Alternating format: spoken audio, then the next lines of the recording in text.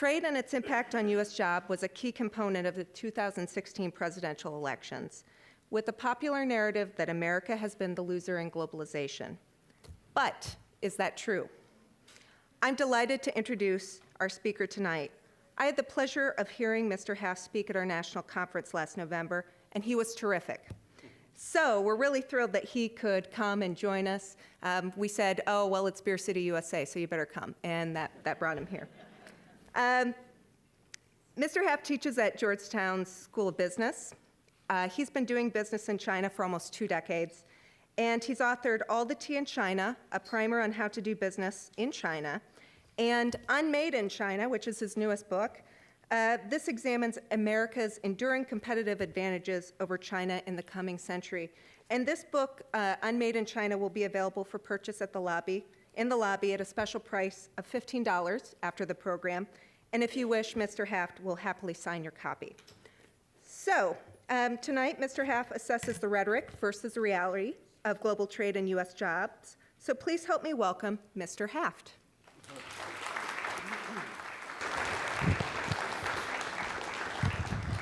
Wow, thank you. That's loud. Thanks for coming out tonight. This is a current topic, trade and jobs. So I wanted to jump right into it and open with a pop quiz, which is how my students at Georgetown love to open up the day with a pop quiz. So who can tell me what the campaign theme for Mitt Romney was when Mitt Romney was running for president? Can anyone remember? Shout it out. Anyone?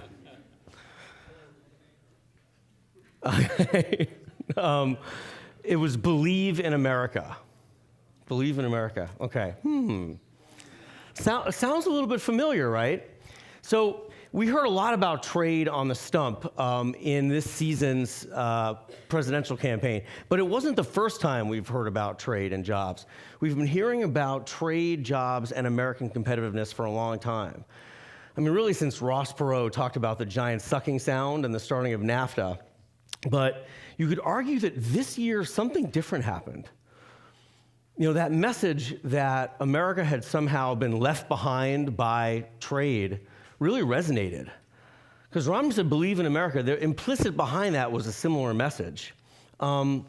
This time, something resonated. And if we remember the primaries, I mean, over 22 million people in both the Democratic and Republican parties abandoned the Republican and Democratic establishment candidates of Bush and Clinton and voted for the upstart candidates of Trump and Sanders. And fascinatingly, Trump and Sanders kind of shared a lot on trade. They kind of agreed a lot, you know, and I remember Trump as a candidate used to quote Bernie frequently. And even today, when you talk to folks about the election, you know, whether you voted for Trump or you didn't vote for Trump, a lot of people tell you, you know what, I don't agree with everything he says, but I agree with him on jobs, and I like him on trade. And you know what, when you look at the trade policies that have been put forward lately, and it was really both sides in this election cycle, you think, gosh, that sounds kind of right. You know, so, I mean, if China and Mexico are stealing American jobs, then why wouldn't we want to raise prices on imports from those countries? I mean, it's fair, right? It feels right. So what, you know, Walmart be damned, right? Okay, so I pay a couple more bucks on, you know, my space heater, you know, or my athletic bag. But we'll be protecting American jobs. The rhetoric feels right. But what happens at the local level in terms of jobs is something completely different. And we've seen this movie before.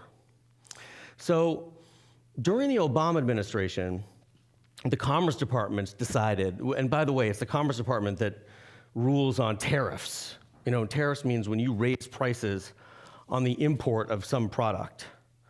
So the Obama administration decided to raise tariffs on imported Chinese solar panels. And he said, you know what, I'm going to raise the tariffs to 249% on Chinese solar panels because these panels are being dumped into America at a lower price than what the market should be. So lo and behold, the tariffs go up on the panels, and what happens? Were jobs saved? No. In fact, it was a net job loss in the solar industry. And the reason is because the solar industry is more than just the guys that make the panels, okay? If we take a step back and look around this room, we see a lot of products, right? I see a microphone, I see a mug, a lectern, a ballpoint pen, this projector, hi-hats and lights, etc. The stuff that we consume on a day-to-day basis, these clothes, rarely are made by one country anymore, right? Most of the stuff we consume on a day-to-day basis is made by many countries in collaboration. But our numbers haven't caught up to this reality. So when you look at our trade numbers, you'd think, we're getting creamed by China and solar. But actually, American companies add a lot of value into the solar value chain. So when you make a panel, you need to put raw materials into it. The raw materials are PV polysilicon. Guess who's a big supplier of that? America. So we sell China the PV polysilicon that goes into the panels. We also sell China the capital equipment that goes to make the panels. So when we sell those things to China, we actually sell China more in value in solar than we buy from them. We're a net exporter to China in solar. And yet you wouldn't really know it from our numbers. And so when the prices on the panels went up, the demand for the raw materials and the capital equipment went down. And these guys lost jobs. So ultimately, American jobs were lost. And that's the problem with tariffs, is they wind up protecting some American jobs at the expense of other American jobs. Now, if we take a step back, the reason it's easy to think that tariffs protect jobs is because of the way that we measure trade.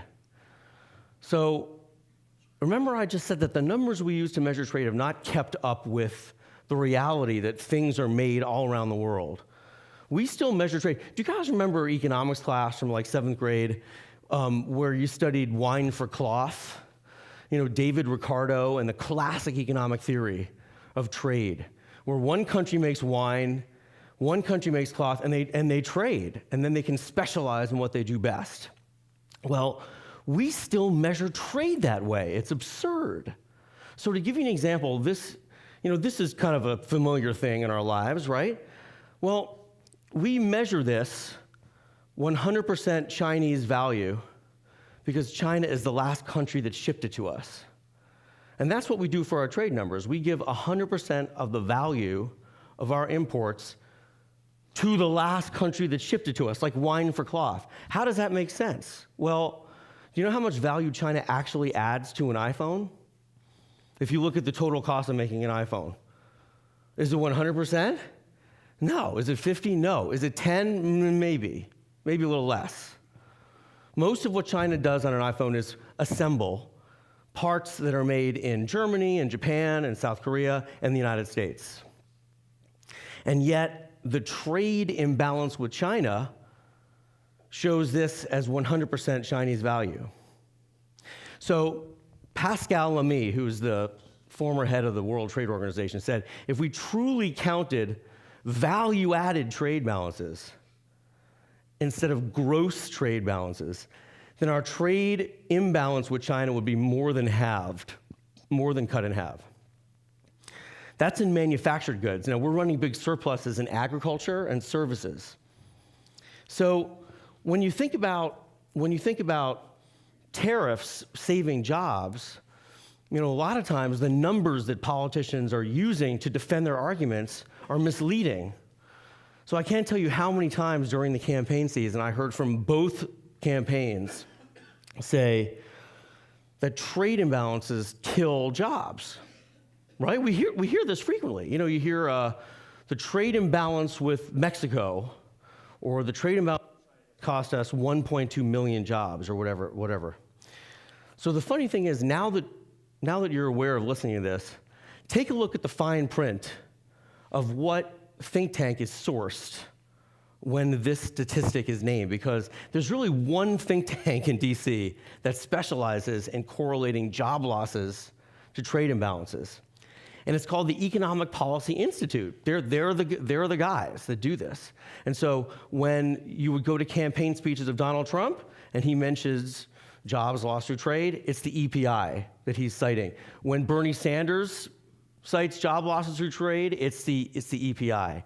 If you go to Sherrod Brown, Stabenow, the list goes on and on. Anyone who is trying to justify using tariffs to create a level playing field, you will see the EPI listed as the source. Why is this a problem? Well, the Bureau of Labor Statistics, which is an entity of the US government, has denounced this think tank as saying that its models were never intended to be used in this way. And the reason is because they use gross trade numbers, not value added. So the EPI assumes that for every dollar we spend on Chinese imports, right, is not a dollar spent on US-made goods and services. Well, guess what? Every dollar of imported Chinese content that we bring in, like an iPhone, actually is 60, 70 cents going to US firms that support jobs and create value here. So all the parts that go into this support jobs, and all the jobs that help get this from the port into market support jobs. So in fact, a dollar spent on Chinese imports is actually 60, 70, 80 cents spent on US goods and services. It is. And you know what? 40 cents spent towards imports from Mexico go to US firms too.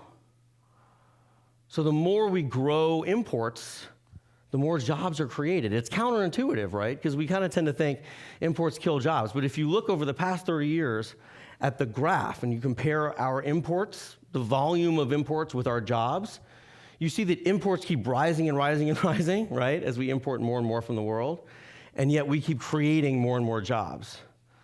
So part of the reason for this is because imports support jobs in many parts of our economy. Michigan's a perfect example. You know, West Michigan is a highly diversified economy that specializes in both advanced manufacturing and also services and agriculture, perfectly positioned for the next century. So when I look at China in this mix, and the big question is, okay, China, and what happens if there's a trade war with China? I do not see a country that is breathing down our back. So the theme of Believe in America, the theme of Make America Great Again, I think implicit in this theme is the belief that China has won the next century. You know, and we look at the numbers from the IMF and the World Bank, and they say, oh, China's the world's #1 economy. Well, again, what is this based on? Numbers, right? And the numbers they're using are numbers that were developed in the 1930s. Okay, it was FDR, he was trying to figure out the Great Depression, and he was trying to wrap his arms around how much we produce in a year. So they developed this figure called gross domestic product. Well, what does GDP measure? It measures spending, okay? They're trying to figure out consumption. So that means they add up the spending of households, government, and business. And they compare the spending of the United States versus the spending of China. Well, firstly, let's just think about this for a second, okay? If I'm trying to compare who's a bigger economy, who's a wealthier economy, let's take households. Do I compare my spending last year? So I spent $250,000. You know, the kids had braces and summer camp, and my mom got sick, and you know, so, okay, so it was an expensive year, $250,000. You spent $300,000, so you're the wealthier household. No, right? We'd look at what? The balance sheet. What are the assets and liabilities? How much do you own minus how much do you owe? So in economics, this is called national wealth.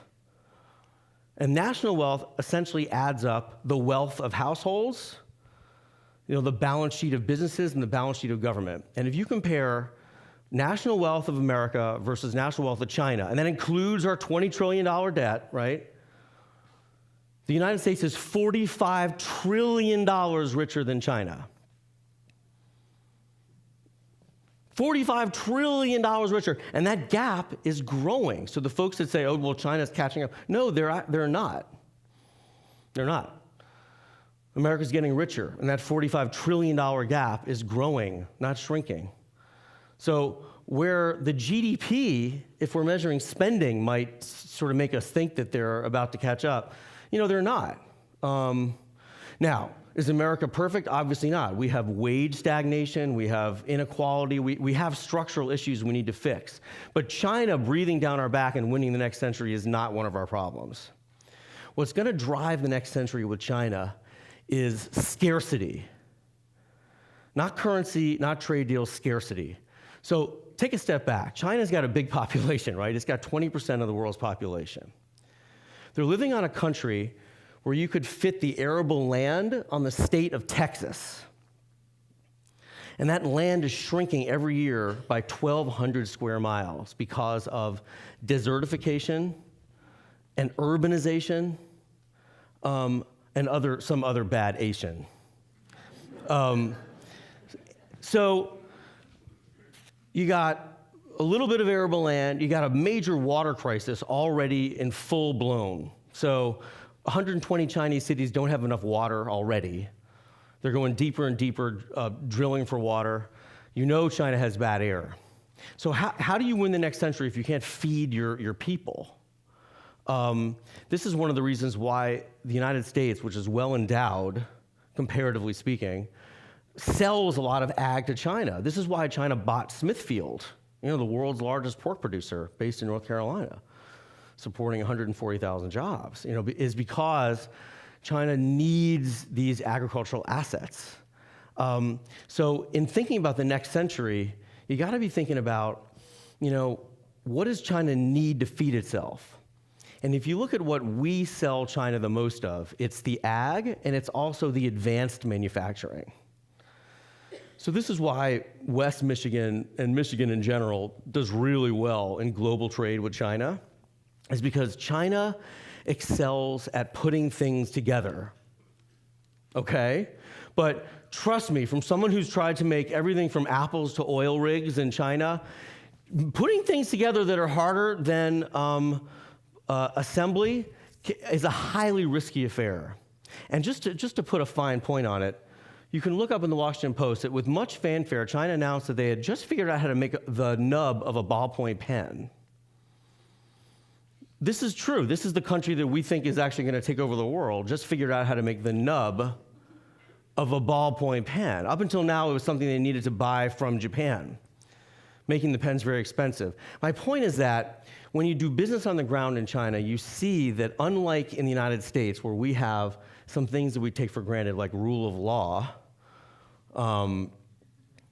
and a supply chain that has been rationalized, right, over a couple hundred years. In China, it's a very new experimentation with the markets, and making things in China is very risky. Just to make something like this, for example, instead of taking 3 players from beginning to end, might take 15 or 17 or 22 individual companies.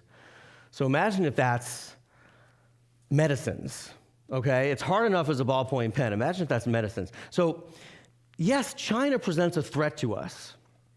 I would not argue that it's to American jobs, because what they buy from us is advanced manufacturing. When they're building all those nuclear power plants, where do you think they're getting all the expensive parts from? It's from us, with our designs. No, I think the threat from China is really health and safety. So the scary thing from China is that about 80% of the active ingredients in our drugs are coming from China and India. And India sources most of its inputs from China. So this is where we need to be concerned. It's not so much about China and currency and jobs. Frankly, it's our health and safety. So the time to be cutting the budget of Health and Human Services and the FDA is probably not now. I mean, we just had heparin, for goodness sakes, right? Where the blood thinner that killed over 250 Americans, I mean, that came from bad counterfeit batches of heparin crude that originated in China. And if you look at China's safety record, they've had tens of thousands of major safety breaches just in the past decade, touching every aspect of their economy, from food and drugs to infrastructure, to bridges, to roads. But the food and drugs is the scariest to us because we ingest more and more from China that we don't even know about because our labels are not required to say this ingredient came from China. Now, when the Trump administration says that certain supply chains should be repatriated, right, brought back, in some cases that would be, in some industries, that would cause a lot of dislocation and some lost jobs, especially in auto, which often runs in just-in-time and lean manufacturing. But I would argue that there are some supply chains we might want to consider bringing back, and one of those is the supply chain for insulin. China right now makes our insulin. It also makes most of our aspirin, and most of our vitamin C. But you know what? If we didn't have aspirin, all of a sudden, okay, we'll take something else. But insulin's important, right? So there are some supply chains that for national security we should consider capacity building back home. But when considering policies, trade policies going forward, I think we need to think about all American workers, not just some. So if we're putting tariffs on steel to protect steel, it's been shown time and time again that for every one steel worker you protect in manufacturing, you kill 3 more steel jobs downstream. So let's go back to that solar panel example from earlier. If you look at all the products around us in terms of value add and what countries are adding value to these products, you'd see that in most of the goods we consume, it may say made in China, and our trade may say that it's coming from China, but usually it has American-made inputs in it. And so if we indiscriminately put a tariff up on one node, of a global supply chain where America plays a role in multiple steps on that supply chain, you wind up saving some jobs, but you wind up killing other jobs. So my thinking on fixing trade is, let's look at what the Japanese do. Right now, trade is not fair, but I think it's not fair because it creates a lot of what economists call negative externalities, which is, bad, costly stuff that our transactions do, but that we don't pay for, essentially. So let's think about it. If 80% of the seafood that we eat is caught in America and then put on a ship and sent to China where it's deboned and filleted and breaded and bagged and boxed and sent back, and that's true. Think about all the carbon miles that are being spent through burning bunker fuel by moving stuff across an ocean. Now the USDA just said that China chicken industry is equivalent to our own, and soon your McNugget may be, coming from 6,000 miles away. I would argue that all those carbon miles, that's a negative externality that we as consumers are subsidizing, and we as businesses are subsidizing. It's similar with health and safety. We're buying more and more food and drugs from one of the worst safety offenders in the world. And we thought we had solved this with the FDA and Upton Sinclair and the jungle. No, the jungle is our supplier right now. It flows right into your supermarket and right into your medicine cabinet. So rather than focusing on tariffs, let's focus on pricing in negative externalities, right? So if I make it much harder for China to sell me food and drugs by focusing like a laser on health and safety, so what the Japanese do is they make it really tough for suppliers to sell them stuff. Go figure, right? We're welcoming that way, Come on, anyone can sell to us, So these horrible tragedies like Baxter happen because, lo and behold, in China, if you're a chemical company, you can make drugs. And you're not regulated by the Chinese FDA. So you can be an industrial chemical company. This is why we keep seeing industrial chemicals seeping their way into the drug supply. Because they're chemical companies, they're not being regulated by the Chinese FDA, they're not being inspected by our FDA. In the terms of Baxter and heparin, Baxter didn't inspect the supplier either. So if we got tough on making it really hard for Chinese suppliers to sell us food and drugs, that they had to clear very high safety hurdles. And if we upped our game on the inspections, the Japanese inspect in these big warehouses in the ports. More than 10% of all the food that comes in, they're inspecting. We do less than 1%, So if we upped inspection and we upped the regulatory hurdles, that too would make imported goods more expensive, right? It's going to make it more expensive to bring this stuff in, but it won't indiscriminately pick winners and losers. It won't protect the guys that make the steel versus the guys that use the steel, for example, protecting some American workers at the expense of others. So I think the trick lies in figuring out what are those negative externalities that we subsidize and that are doing bad things to the world. Another thing is human, the labor component.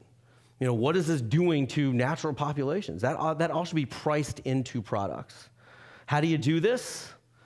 Well, we hear a lot about bilateral trade treaties. You can't do this in a bilateral, right? You got to do this this is a multilateral, regional, if not global, kind of a treaty. Is it possible? I think some countries like Canada, for example, are starting to adopt policies that are moving in this direction. So I don't think it's out of the total realm of the possibility, but I would leave you with this, and I'm going to open it up for questions. When you hear political rhetoric, and it doesn't matter what side of the aisle, because what this election did was it exposed a new fault line in American politics, right? So instead of small government, large government, or, we're looking at sort of open versus closed. Open versus closed. And I think the key takeaway from tonight is that when we try to be closed, and it is with the best intentions. If we want to be fair and we want to try to protect American workers, then I would argue that it is with some good intentions that we're trying to do this. But you need to look at the impact on jobs on the ground. And that time and time and time again, when we try to use protectionist stuff like tariffs, it winds up killing more jobs than we saved. So rather, let's invest in education. Let's invest in educating the kids who are going to be in a world with more automation, right? Some studies say 50% of all jobs might be eliminated in the next generation. Why are we not talking about that? You want to talk about tombstones littering the landscape of the Rust Belt? Let's talk about what happens when the robots move in. Because right now, manufacturing, we produce twice as much now in manufacturing than we did in 1980 and with half the workers. So automation's already had an impact. We need to be training for that next reality. And a lot of local communities are training for that. I think what gets us into trouble is when we want to blame trade on stuff that our own policies are causing. So yes, there are dislocations that come from capitalism. When we announce the job numbers every month and we say, 200,000 jobs were created this month, that's a net number. There's actually a whole bunch of churn under that. America churns through 4 to 6 million jobs a month. And on top of that, we add the net. So think about that. 4 million jobs are lost. 4 million jobs are created. That's like a lot of families who've lost their jobs. So this is a dynamic, competitive, brutal economy. And where I think our policy makers have fallen down in the last 30 years, Republicans and Democrats alike, is in helping folks who are dislocated, not just through trade, but through the nature of our economic system. And so what we're hearing now from folks who are coming to the polls and voting is, we want change. I'm all for protecting American workers too. I think American workers are still the most competitive in the world. If you look at what we are selling to China today, it's because they can't make it themselves, and we make it better than anybody else. And that's with corporate taxes and healthcare and all that, and we're still able to sell at a profit into China. So it's not that. We are competitive. I think it's more the belief that the American century has ended and the Chinese century has begun. And so if I can leave you with anything, I will leave you with this. Remember, we are $45 trillion wealthier as a country. That gap is growing, and China needs what we make, that it will deal with scarcity in the next century. And so it will need our food, it will need our technology to help it clean up its climate and its environmental catastrophe. It will need us to sell in services, to take care of its aging population. Rather than thinking of a China that takes over the world, we need to be conceiving of a stagnating China. What does that mean? When you have a country demographically who's already older than its working population, who doesn't have enough land to feed itself, What does a stagnating China mean on the global stage? A stagnating China mean in regional Asian affairs? That's what we need to be thinking about. And protecting our own health and safety from the country that is supplying most of our drugs and increasingly a lot of our food. That's where the threat is, not so much on currency and on stealing jobs from the Rust Belt. So I'll leave it there. Let's open it up for questions, and we'll see if we can get some discussion going. Thank you. Thank you very much. Nice.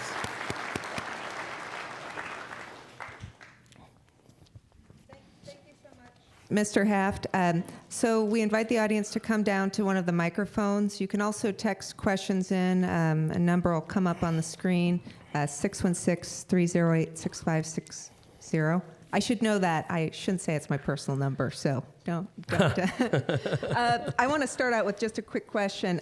You mentioned that America really is competitive, and I wondered if you could talk about some of the ways we are competitive. You mentioned rule of law, a couple of other things, but what makes our products, really successful the world over, and American work successful? Okay, great question. I mean, what makes us competitive? And this kind of gets a little bit to secret sauce. We're talking about the secret sauce of American companies. So if anyone's ever been in a manufacturing plant or on a farm, or even in a consulting firm, putting out a product that's a quality product reliably again and again and again, it takes a lot of things that I think Americans tend to take for granted. So for example, the fact that we're the beneficiaries of 400 evolving corporation law, right, and rule of law and a separate judiciary, I mean, these are unbelievable assets that we kind of take for granted. And yet, you can't make a quality product. You can't make a stealth fighter without rule of law, frankly.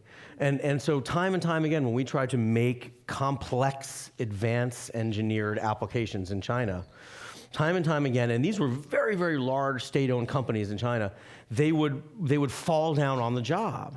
I remember when Shell Oil wanted to source a big rig out of China's best, brightest shipyard, and the shipyard flunked on every single criterion of the audit. And the reasons are kind of like, wow, you think this is sort of basic blocking and tackling. This is what I mean by like the DNA of well-run companies. Like you assume that, so a shipyard gets a whole bunch of parts and puts them together, right, and makes an offshore rig. So they lacked the ability to inspect the quality of the parts that were coming into their shipyard. Huh? They lacked the ability to handle hazardous materials. They lacked front-end engineering and design. I mean, so, these are very basic things that we assume companies bring to the table that more often than not in China, they don't. So am I saying that China is completely uncompetitive? And no, I'm not, but I'm saying that Chinese companies, tend to have not come through the fires of competition. They tend to be uncompetitive, and they often pose more of a health and safety risk to us. So we bring a tremendous advantage in the way that we innovate and the level of precision in our manufacturing that we bring. And that's something that China sorely needs. So as it's building its nuclear power plants, for example, it's bringing all the big valves and fittings from the United States because we have an advantage in making that stuff. We've got a couple lines here, so we'll just go back and forth. We can start with you. Okay. Hello there. I was actually curious. I started reading your book that you're offering, and you mentioned in there about the huge stimulus package in the construction industry in China. Yeah. And I was wondering that you're saying that half of that was with the GDP, like their GDP gross over domestic was predominantly their investment into these construction ventures, the wasted spending. Right. I was wondering. How is that? In what way would that be negatively affecting our impact with China, or their basically, like, how is that negatively affecting us? That's a great question. So, someone very wise once said that China's like a terrarium. Okay, so our currency is freely exchanged. It flows in and out of our country. China is a closed system, and inside their system, they have their currency, which they control. And so I once heard that, the broad money supply, which counts everything, currency, that China's broad money supply is 75% larger than the United States, and it's a much smaller economy. But you know what? No one really knows. No one really knows how much is in China's broad money supply, because China keeps turning on the spigots and prints money and pushes it into its economy to try to keep it afloat. So why is this bad for us, was the question. Well, one reason it's bad is because the money goes into building excess capacity. So right now, China has all this excess capacity in aluminum, in cement, in steel. I mean, they have more steel excess capacity than all of Europe's capacity combined. And so this is a big problem for the world, right? Because China is trying to dump this stuff on other countries. So that's one negative impact of the stimulus. Another negative impact of the stimulus is in all this construction and building, China is kicking out climate emissions, that are impacting the weather in California, and the West Coast. I mean, so all this construction and building is also polluting local populations. So, this is, in my opinion, an unsustainable course. China's trying to correct from being an investment-driven GDP, where it's spending and spending and spending, to consumption-driven, which is what America is. And when China was growing, that was the time to really make the hard decisions. Now that China is not growing, it's really stagnating. I know they keep saying, we're growing at 6.2% or what have you, but I mean, Chinese officials don't even believe their own numbers. And it's true. I mean, imagine if every state in the United States had its own statistics bureau, and that each state party rewarded its people based on how much GDP growth they promoted. So this is kind of a picture of China. This is why every year the provinces add up, their GDP adds up to more than the national GDP. It's like the producers, where you're like, you can't sell more than 100% of something, Leo. It's like, yeah, you can in China every year, And they say that the provinces are growing faster than the country as a whole, which is a statistical impossibility. So, disbelieve the Chinese figures of how fast they're growing. The funny thing is that the IMF and all the major economic institutions believe those numbers. Chinese don't. We shouldn't either. Another question. Both political parties were against trade, Yeah. Promoting trade, and it seems to me that there was not in the media or counterproductive, that most of the manufacturing jobs in the United States have been lost because they have machines doing what people used to do. Yeah. And the idea that if we do away with the trade agreements, that the jobs are coming back, which is a false approach. And I guess my question is that yes, we're going to have some adjustments. We have adjustments when business move from one part of the United States to another United States. Correct. Where the thing, and that we need to address those things, but why is there not more intelligent information coming out for the general public to read, that they think that if they can read, to address the idea, like doing away with the Pacific Trade Agreement, talking about NAFTA, talking about that all these jobs are coming back, and having a large percentage of our population believing that. Amen. Okay.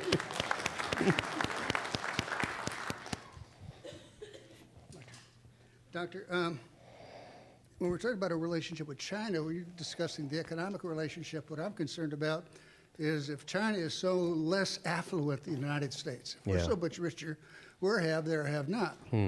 Now, if China needs land to expand, if China needs fresh water, what's the probability they're going to actually get it by moving it to, for example, Vietnam, Burma, Thailand, and we're not in an Ukraine. economic war, but a shooting war.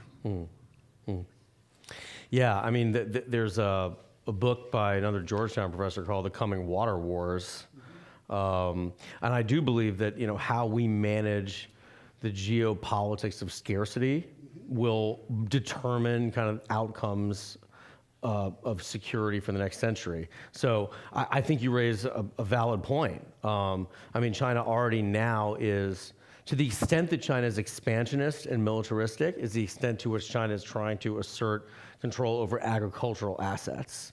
I mean, yes, they're punching through that One Belt, One Road infrastructure project, but a lot of their investments, for example, they're leasing a big piece of the Ukraine for its agricultural assets.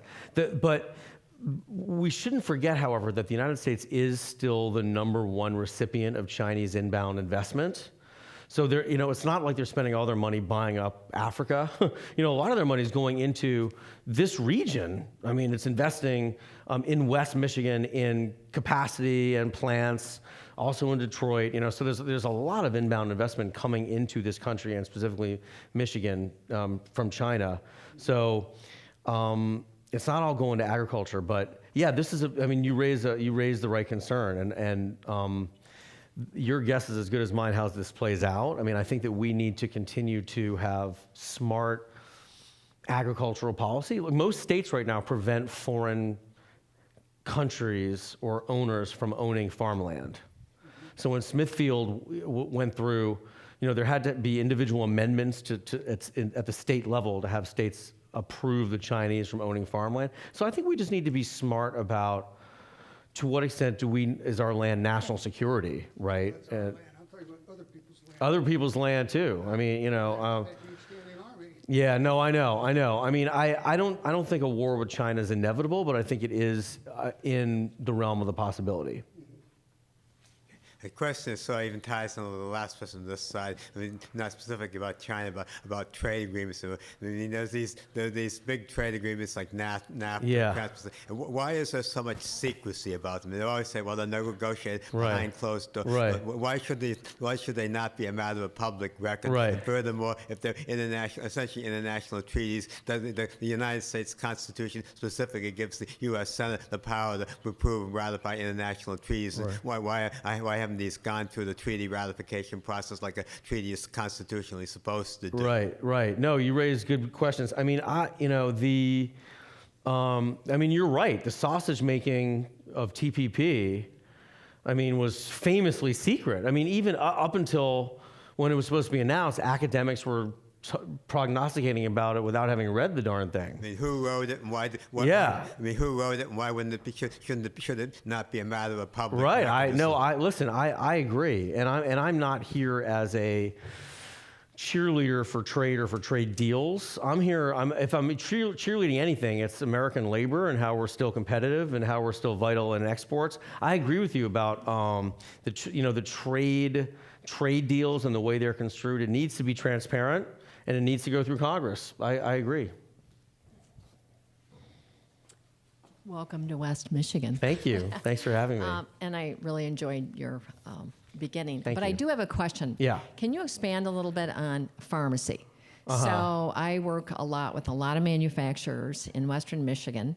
And so when you talk about your 45 trillion and maybe 8% of the population here are enjoying that 45 trillion. But on the manufacturing route, when we go in, and I'm in the insurance business, Yeah. and the pharmacy thing is killing us right now. So our trend right now on medical is about 5%, but my pharmacy is about 17 to 18%. So when you go in and you look at all these widgets or chairs or where do you see this going? I mean, do you think that we will have to be able to not be political and start opening up state lines and start really getting to be fair? I mean, it's such a monopoly. And to me, this is what's really killing the whole trade thing. So I would just like to, I may not be asking the right question, but hopefully you can embellish a little bit more on what you were talking about in the beginning. Does that So- make sense? Kinda. Okay. Give me a little more. Well, I think it's just we can do all these right things, but if Right. we are operating with pharmacy that's 17%, so for every dollar you give me, Yeah. 17 cents is going out in pharmacy. I'm going Right. out to manufacturers and saying, you have you have certain members that you're employing right now that are Right. costing you $600,000 or $700,000 Right. for one drug, and we're seeing this Right. all the time. Yeah. So the trade, they can be doing everything right.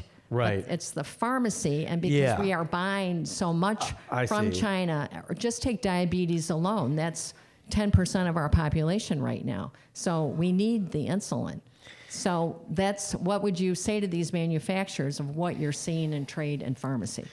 Yeah, I mean that's an excellent question and a complicated one because it touches on a healthcare system that I think in many respects we acknowledge is broken, and yet we can't seem to kind of figure out a way to get us better care with better outcomes with prices that are in line, and there's a question about the pharma companies and how they're. So all I can say is this: that even with the 17 cents of every dollar, or what have you, going to the pharmacy, we still manage to be the number one ag exporter in the world and the number two merchandise exporter in the world. Our exports to China from Michigan have grown 1,500% since 2000. So that's like over 16x growth in exports. So, yes, I really believe that there are structural things we could do to be more competitive, and one of them is really fixing pharma. But on the other hand, I think the point of view that it's a flat world and that all of our jobs are kind of rolling to the east, it isn't actually what's happening. So, despite our structural issues, we still are pretty darn competitive. Thank you. Yeah, thank you. Thank you for your talk. Sure. Mr. Haft. Thank you. I've got a question. I would like to have you elaborate a little bit on the externalities and how we are paying for these externalities. And you talked about the ships going back and forth. Yeah. I don't understand how we're paying for all that. So I mentioned a few different negative externalities, one of which is environmental.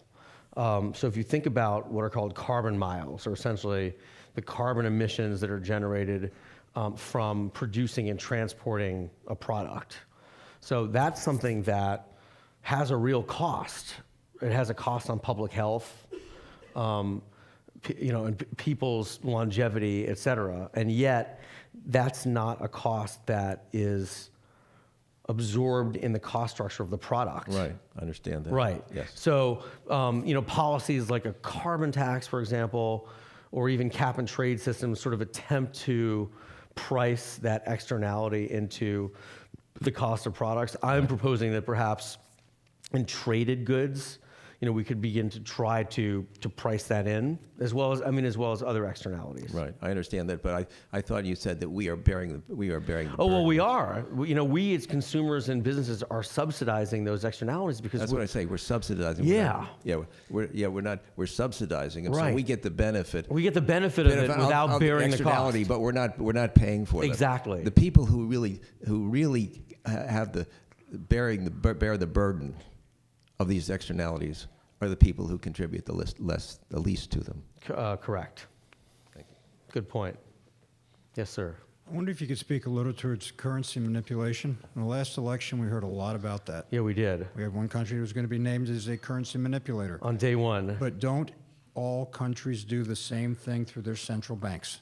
Yeah, well, that's a good point. So the question is currency manipulation, and countries manipulate currency. I mean, we had the quantitative easing policies, after 2008, which is currency manipulation. The funny thing about currency in China is that this does get politicized again and again and again. I mean, we remember in the Romney-Obama election where, on day one, he was going to label China a currency manipulator. if you take a step back, and I always like to think about this, because if you look at the value of China's currency over the last 30 years, okay, and you compare it to American employment, you know, the thinking goes that when China's currency is the cheapest, then we should be bleeding jobs, right? We should be losing jobs. Yet, if you look at our job numbers and you compare them to the value of the renminbi, when the renminbi is cheapest, we're adding jobs to our economy. We're not bleeding jobs. It's the darndest thing, you know? And if you look back over 30 years, we basically continue to add jobs except for when we have recessions, right? So we're adding jobs and we have a recession and suddenly, you know, we lose a bunch of jobs, and then we create them again. And it's got nothing to do with the value of China's currency. China's currency could be cheap, it could be expensive, and the trajectory of our jobs and our economy has nothing to do with China's currency value. So I think in a lot of ways, this is a political red herring. Folks like to point to China and keeping its currency cheap in order to get an unfair price advantage in our market. But you know, the job numbers just don't bear that out. And I guess the punchline of this whole story is that, you know, these days China is manipulating its currency, but it's trying to keep its currency up. It's trying to keep its currency from falling too fast. So it's doing the opposite of what the Trump administration says it's doing. And the reason is because, remember I talked about a stagnating China? Well, the people who know that China is stagnating are the Chinese, right? So as China opens up its terrarium a little bit, right, and allows for currency to flow out, it's called the State Administrator for Foreign Exchange, and they loosened their controls a little bit last year. $1 trillion worth of capital flowed out. Where do you think that money went? A lot of it went here. And so in trying to manipulate its currency, China didn't want its currency falling to, remember when China's stock market crashed and its currency tanked? And you know, they don't want that to happen again.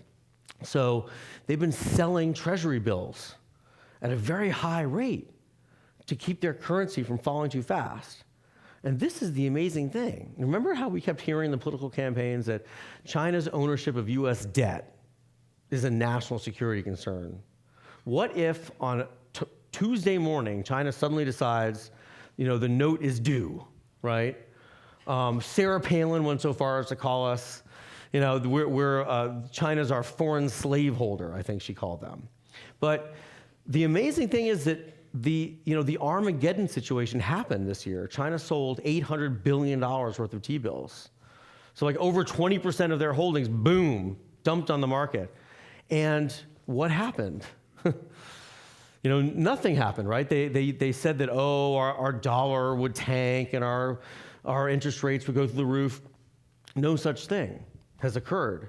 And the reason is because our bond market is $30 trillion deep, okay, guys? Like, China owns like a little fraction of it. And when they sell, other countries, other central banks step in to buy, or our central bank steps in to buy. This is why when the Pentagon did a study on this, they said, China presents zero national security threat on its T-bills ownership. And I think getting back to the question of currency manipulation, it's kind of a red herring. Where when you hear folks talking about currency manipulation in level playing fields, you need to be very skeptical, okay? Because oftentimes the prescriptions for fixing currency, like the Graham-Schumer bill that kept coming up again and again, is through tariffs. So if you want to punish China for being a currency manipulator, you're going to put tariffs up, which are going to kill more US jobs than they save. So that's not, first of all, you're focusing on the wrong problem because currency isn't an issue. And second of all, you're fixing the wrong problem with something that's going to hurt us more than it saves us. So that's my thinking on currency. Yeah. Yeah, I had a couple comments or a couple items for you to comment on. Sure. Thinking about the election this year, President Trump winning, and one of the ingredients to that was he concentrated on the Midwest, or you call the Heartland, during his campaign, and it was around factory jobs. He was appealing to the working people. Mm-hmm. What would be your comment? The first decade of all the globalization that took place from the year 2000 to 2008. Yeah. And people did lose jobs because I would call it globalization, things being made other places that were made here. And then 2007 or 8, the Great Recession hit. Yeah. So in Michigan, some call that the lost decade. So candidate Trump in the Midwest, that was one issue he focused on, especially in the last week. Yep. And then the bit, you said about choosing winners or Yeah. winners and losers and that part. And it's true the automation is a big factor in it. But when you consider Germany, I'm thinking of Germany and maybe Japan, but they did things for their manufacturing in Germany that perhaps we didn't do here. What I've heard, they have a higher percentage of manufacturing workers than in the U.S. Germany specifically. I don't know the case with Japan, how that would play out, but I just wondered if you had any comments about those two countries, why Germany may have a higher percentage of manufacturing workers than perhaps the U.S. does in the economy, and maybe, how Mr. Trump's campaign focused on that group of people, and I think it was a factor in his election. I definitely think that was a big factor. Thank you for the question. I mean, in many respects, the Rust Belt was an emblem of needing to make America great again. What I found so interesting about the Rust Belt states that kept getting featured again and again and again is, remember we talked about the job churn in our country, that we destroy 4 to 6 million jobs a month, but we create 4 to 6 million jobs a month. So nowhere is this more evident than the Rust Belt, because yes, we did see the loss of a lot of basic industries such as mills. We lost a lot of mills. Now, how much of this went overseas, like to Chinese mills? Or how much of it went to consolidation, automation? Also, the gentleman earlier asked a question about jobs moving from right-to-work states to non-right-to-work states. But ultimately, jobs are created and lost, and we focus on the mill jobs that were lost, but the jobs that were created in these Rust Belt states are at the pinnacle of advanced manufacturing. So Western Michigan alone, is a highly diversified, advanced manufacturing sector for companies, that makes stuff not just for the auto industry, but scientific instrumentation equipment and aerospace and chemicals and optics and on and on and on. So the very same Rust Belt states that Trump was visiting and using as an example of the failure of American competitiveness, in the very same states you had all these companies. Michigan alone has tens of thousands of small to mid-sized exporting firms that export to China and the world. Yes, I think that Trump did connect with not just voters in the Rust Belt, but as I said in the beginning of the talk, for 30 years, I think we've been sensing as a nation that the sun is setting on us. All the Pew attitude surveys that came out before the election showed that a majority of Americans feel that China is the world's #1 economic superpower. So what do you think is driving this? We need to make this country great again. Part of it's just China's eating our lunch. But as we talked about earlier in the talk tonight, that's based on FDR's numbers, right? That's based on GDP. If we look at national wealth and the balance sheet of our countries, the opposite is true. America is still the world's #1 economic superpower, far and away. No other country comes close. And that gap is growing and growing. So what I would like to see more of, and the president do more of, is, if this is the blue-collar billionaire, who better than the blue-collar billionaire than to shine a light on all the great, high-paying blue-collar jobs that Americans are doing in the Rust Belt, that are advanced manufacturing, that are competing with the world and selling to the world. That's what I would like to see, rather than hearing about American carnage all the time. Yeah, so what I was going to ask you about was Yeah. related to that, and it's really not much of a question as much as a comment. Early in your talk, and actually throughout your talk, you referred to like both parties are doing it, or that the Democrats and Republicans are all saying that job loss is caused by China or whatever.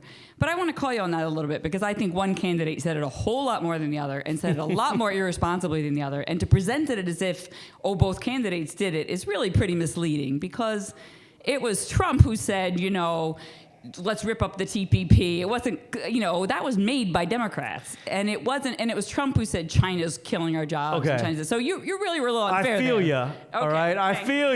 feel ya. But in all fairness, I did say both parties, right?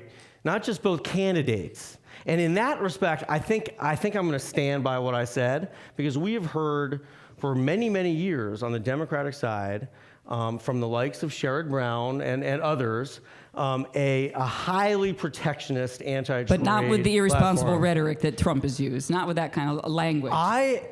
You've noticed that I haven't brought up rhetoric tonight. And listen, I do hear you, and I don't want to make light of what you're saying. There were differences in this campaign. And with all due respect, there were, and I try not to go there, but I will say this, my concern is that as Democrats try to emerge back into a party that wins local elections, my concern is that we continue to co-opt and adopt the kind of Bernie Sanders overlap with Trump that looks for protectionist tariffs to try to protect American workers. That is my concern with the overlap of where Democrats are with Trump. But clearly there were big differences in the way, look, China was portrayed as raping us, as killing us. The imagery, make no mistake. I mean, Sanders and later Hillary Clinton were against TPP, but it was not with the cruelty and the savagery that we heard in the rhetoric in the way that China was depicted in Mexico. Mexico is our second largest export market, right? So it doesn't quite make political sense or economic sense to pick a fight with them. So I agree with you, but that's the overlap that I'm worried about. Yeah, was there another question? Yes, hi. Hi. If you go back to the 1930s, Yeah, the Smoot-Hawley Act Smoot-Hawley, was a disaster. right. And some people think we should have learned our lesson about the effects of tariffs and trade wars from what happened then. Yeah. And it's been, almost 80 some years. And it's still true. So I tried to think about what's different now. Why are people reacting so strongly? And you cited the possibility that some people think about the difference between open and closed systems. Some people portrayed the divide and said it's not Republican or Democrat, but it's the globalist versus the nationalist. I've heard that analysis. The question I have is about this. Is it perhaps the capacity to absorb occupational change? Occupations and job types seem to change more quickly. So for people who grew up many decades ago, they were told, well, you'll have one major career and then you'll probably do something else for a while. Yeah. Then the rhetoric was, well, you might have 3 or 4 different but related things that you do. Right. And now the rhetoric for college students is, remember, you'll probably do 7 to 10 distinct types of jobs, and they'll change every 3 or 4 true? years, and it'll be Wow. contract work a lot of times. So I wonder if part of what people are reacting to is changes in the pace of occupational change. I'd like to hear your comment about that. I think that's a fascinating point. I mean, and we've heard the expression the gig economy, and I think since the 2008 financial crisis, we've seen more and more folks who are kind of underemployed or working several jobs at the same time to make ends meet and still probably can't cobble together the benefits. So I think that this is highly disruptive and creates a lot of anxiety. So you're right. I mean, because when you talk about macro and American wealth, and we're wealthier than China, well, great. We'll tell that to the guy who was laid off, right? while I don't think that China is about to take over the global economy, these dislocations at the local level are painful and horrible and create a lot of anxiety. So you're talking about what you need to do to move. Well, in China, your file needs to follow you when you move cities. So really, they do restrict local movement. We talk about, we have open, people can move, but imagine you got to pick up and move, and it's I think dislocation is a contributing factor to worker anxiety. I mean, if I were coming out of college now trying to think about working 7 to 10 jobs, my back, I can't even begin to think about that. So, but if anything, I would say we need to prepare for more of the same. I mean, if indeed automation is coming the way they say it's coming, we need to be thinking about whole new systems. I mean, there was a question earlier about Germany. Germany, aside from being a much smaller country, is partly a socialist country. We are not, so far, we're not a socialist country, and we try to apply market solutions to problems, but if 50% of all jobs are eradicated by robots, I don't, wow. We may need to go back to the drawing board on a lot of stuff. The least of which will be dislocation. And helping people through right. those through that, right. I agree. Through- That'll be the great challenge for policymakers. Thank you. I have some questions that were texted into me. Firstly, if you could comment a little bit about India's connection to our relationship with China when it comes to jobs. You had mentioned India a little bit before. If you could expand. India, along with China, is a major source of the active ingredients in our drugs. And terrifyingly, the Gates Association is trying to build more drug-making capacity in China because they feel that it's safer than India. So between India and China, there are many similarities in terms of systemic risk in the value chain and also corruption in both of those economies. And where I think, again, India poses more of a threat is less in kind of stealing service jobs and more in health and safety, and kind of the threat it poses to less food but more drugs. And these are problems that go deep, and we don't do a good enough job in defending ourselves. We have time for maybe 2 more questions, so we'll take this gentleman here, and then we'll open it to you. Okay. Yeah, hi. First, thank you for coming over. Sure. And I'm so glad to hear about, very sustainable competitive advantage that we enjoy here. And if I may shift towards a more collaborative conversation here, I am a fan of the Ricardian theory, wherein, looking at comparative advantages among nations and trying to figure out how we could all enjoy these advantages and have a win-win situation for everyone. And if you will, would you kindly speak about along this line, and specifically if you could provide us insights in terms of specific sectors where we could probably create this kind of environment? That's a very good question about symbiotic relationships in trade. And in fact, I mean, and I agree with your premise, and I think the tendency is to want to look at trade as a zero-sum game. So, what we sell, or for example, what we buy from someone else is a product that we don't make ourselves. And as we cast a light on products and we look at the value added of all the countries that made stuff that went into the products, you see that trade is not really a zero-sum game. And so I would argue that in most industries, for imported goods, and by the way, made in China, it seems like everything is made in China, but the Fed did an analysis of personal consumption expenditures on a day-to-day basis. And if we look at what we spend day-to-day, only about 2.5% or so of what we spend on a day-to-day basis goes to made-in-China products. 80% goes to services, which makes sense. So it's not that much, but of what we do import and consume, most of the United States participation in the global supply chain is as a smile. So, and again, this is most frequently, we will be doing this stuff early in the value chain. So the design and the IP and the innovation and the engineering. And then oftentimes we will also make the inputs.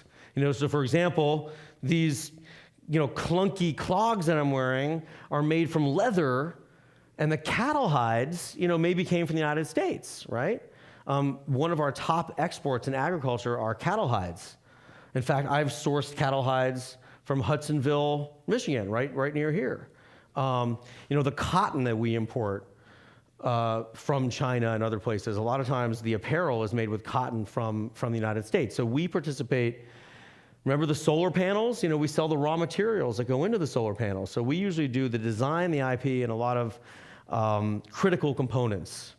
If it's an iPhone, we're also making the chip, the glass, some other key components.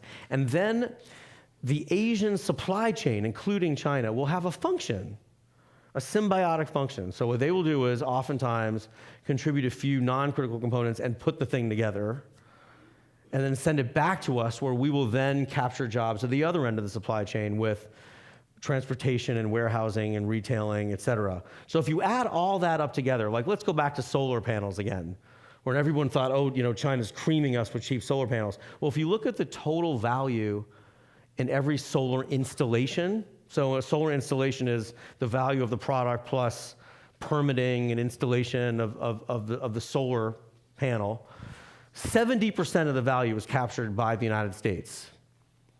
And that's usually the setup with imported goods. We still capture the vast majority of the transactional value in our country. And to me, that is actually symbiotic, because our countries are working together in a way that does not displace each other. China occupies, its function. Now, this is not to say that it's all kumbaya in Disneyland. I mean, China's trying to compete. They're trying to climb the value chain. I would say that to the extent that China holds its nation back from adopting a modern system of rule of law and a modern financial system that allows for the free flow of capital, and a system that allows for the free flow of goods and people, that's the extent that China will hold itself back from truly competing. And so in the meantime, I think China and Asia represent more of an opportunity for collaboration and symbiosis. I mean, in fact, if you look at sort of, okay, America's no longer in the TPP, and does this create a big vacuum that China will step in and rule the world? And, it's not quite. And in fact, I mean, if you look at the supply chains that run through China and Asia, they usually are controlled by American companies, okay? US firms, European firms, Japanese firms, and to some extent Korean firms. And those supply chains kind of run through Asia and end in China with usually assembly. So I think trade is largely symbiotic with countries like China. It's largely benign, and it largely helps us. And I think the numbers bear that out. So, when you hear that old saying, well, you got to grow GDP by a certain amount in order to employ and create jobs, and we heard this on the campaign stump a lot. Our GDP has been growing very slowly in the Obama years, but we kept adding jobs, adding more and more jobs. And the reason is because of imports, right? We keep importing stuff from countries like China that supports millions of jobs in our country. Thank you. Sure. We have run out of time. We didn't get Okay. to that final question, but let's give a warm Thank you. round of Thank you. applause for Jeremy Haft.